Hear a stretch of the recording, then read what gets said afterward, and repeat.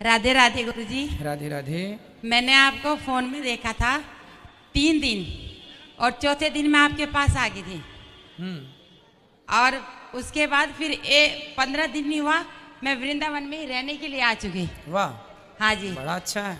पर मेरे 2-3 सवाल है गुरुजी। बोलिए। आप ये बताइए, जब एक बेटी अपना परिवार छोड़ के आती है पति के घर और वो पति उसका निंदा ही निंदा करता रहता है, जब बच्चे बड़े हो जाए सब कुछ हो जाए एंड में लात मार के निकाल दे कि तेरा घर में तेरा यहाँ पे हक कोई नहीं है, तो गुरुजी आप मुझे ये बताइए औरत का असली हक कहाँ पे है? औरत का असली हक के घर, हक बताइए, भी वो माँ बाप के घर पे होता है या पति के पास होता है? पति के पास ही है।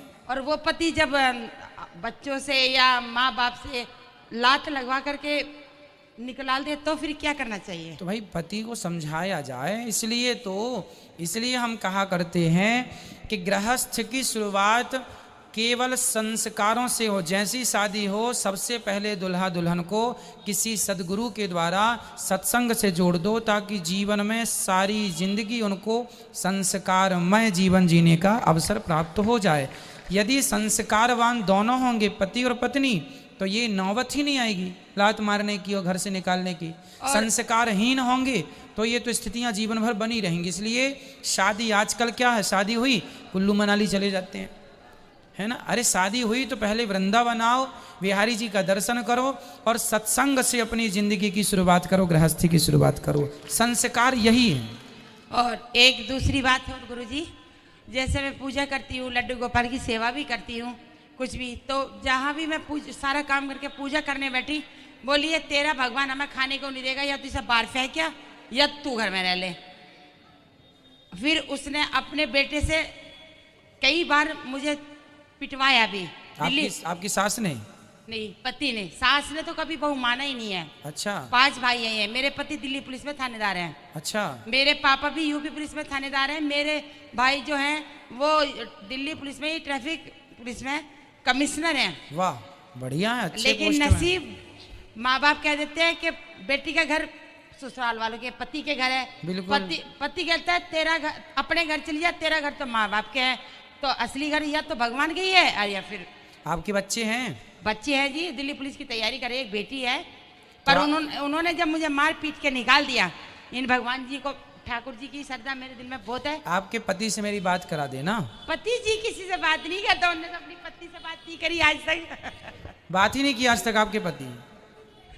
जो बच्चे भी हुए वो बस मैं बोल नहीं सकती उस शब्द को, बस वो मेरी इतनी मेहरबानी थी, बस भाभी माँ ये औरत। चलिए फिर गई बहुत थोड़ी रही, अब जैसे हाथी निकल गया पूंछ पूंछ बची, जिंदगी चली गई है बहुत, अब थोड़ी बची है, उसे भगवान के चरणों में समर्पित करके निकाल लीजिए। हाँ तो गुरुजी उन्होंने मेरा अपमान करके निकाल दिया, मेरे नाम मकान भी है, सब कुछ है, नहीं मैं खर्चा नहीं दूंगा, मैंने कोर्ट में डाल दिया। तो आपके पास मकान, आपके पास है मकान? हाँ जी, मेरे दिल्ली में अपना 200-250 गज का मकान है, मेरे नाम है। किसने नाम कराया? मेरे पापा ने लिया था।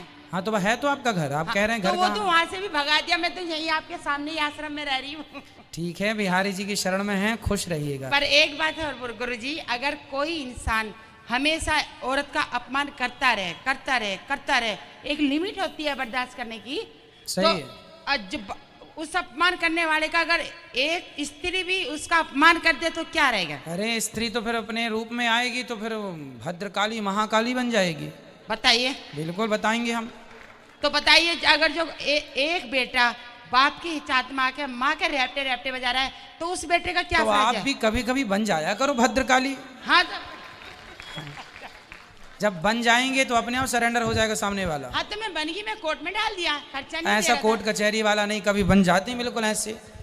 अजी ये इनकी चौधरी की बात जो होती है ना, जो जाट होते हैं, जाट ये उल्टे ही किस्म के आदमी होते हैं, और खास करके पुलिस वालों की तो नजर भी तेरी औरत को कोई ना देख रहा, तू सबकी को देख। चलिए सबकी, देखिए सबकी अपनी पर्सनल सोच होती है, सबके अपने पर्सनल विचार होते हैं। हम ये नहीं कह सकते कि सब ऐसे हैं ना, सब बहुत अच्छे होते हैं। कुछ होता है भाई, आम के पेड़ में भी बहुत आम बहुत अच्छे होते हैं, तो कुछ आम ऐसी टिर्री सा निकल जाता है।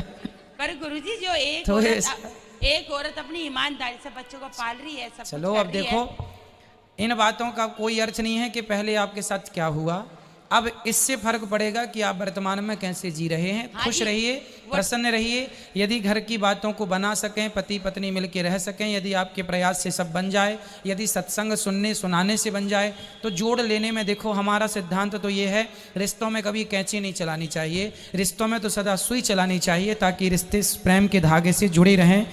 कैंची चलाने से रिश्ते टूट पर जाते हैं। गुरुजी उन्होंने तो तलाक के लिए बोल दिया। मैं कहा चल ठीक है, चलिए, तो अब ले। आपको लेना है तलाक?